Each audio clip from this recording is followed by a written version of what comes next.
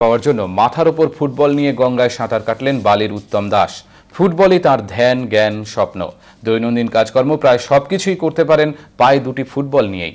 মঙ্গলবার দক্ষিণেশ্বর থেকে বেলুড় মঠ পর্যন্ত মাথার ওপর ফুটবল নিয়ে গঙ্গায় সাঁতার কাটার কথা ছিল, কিন্তু পায়ের শিরায় টান ধরার জন্য বালির চক্রবর্তী ঘাটে উঠে পড়তে বাধ্য হন উত্তম দাস। বিগত 7 বছর ধরে ফুটবলের উপর বিভিন্ন রকমের ব্যালেন্সের খেলা দেখিয়ে চলেছেন বালির উত্তম দাস। ফুটবলই তার ধ্যান, জ্ঞান, স্বপ্ন। রাস্তা দিয়ে হাঁটা, পাতকুয়ো থেকে জল তুলে স্নান করা, জামা কাপড় বদল, সিঁড়ি দিয়ে ওঠানামা সবই চলে ফুটবলের ওপর। লিমকা বুক অফ রেকর্ডে 2002 ও 2004 স্থানও পেয়েছেন তিনি। এবার স্থল থেকে জলে নামলেন উত্তম দাস। মঙ্গলবার গঙ্গায় দক্ষিণেশ্বর থেকে মাথার উপর ফুটবল ব্যালেন্স করে যাওয়ার কথা ছিল বেলুড় মঠে।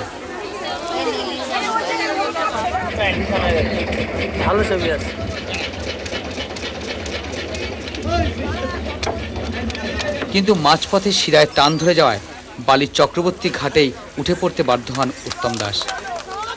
এই ব্যালেন্স খেলাকে ঘিরে তার অনেক স্বপ্ন। এটা নিয়ে অনেক দূর পৌঁছানোর ইচ্ছা আছে, সেটা হয়তো সারা জীবন লেগে হতে পারে। তো রেকর্ড করবো, 2-3টে গিনিজ রেকর্ড করবো, তারপর ইন্টারন্যাশনাল লেভেলে একটা শো করার চেষ্টা করব বিভিন্ন। এটা নিয়ে জীবন কাটাতে চাইছি ব্যাস। ব্যালেন্সের খেলা তার ভবিষ্যতে কতটা উপকারে আসবে? অ্যাকচুয়ালি এটা আলাদাভাবে তো ও প্রফেশন করতে পারবে না, এটা সহজে, সেটা বেশ কয়েক বছর সময় লাগবে, আমারও লেগেছিল। তো স্কুল খোলার না সেরকম কোনো ইচ্ছে নেই। যদি আসতে চায় তাহলে আমি তাকে টিপস দিয়ে দেবো যে সে নিজে শিখে নিতে পারে, সেটা দেখিয়ে দিতে পারি। সেটা ফুটবল খেলার ক্ষেত্রে কাজে দিতে পারে কিছু স্কিল।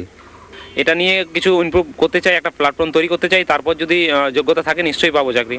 2-3 বছর আগে খবর এখন আমাকে খুব ভালোভাবে একটা স্টোরি করেছিল, আমার খুব ভালোভাবে প্রচার করেছিল, খুব হেল্প করেছে আমাকে।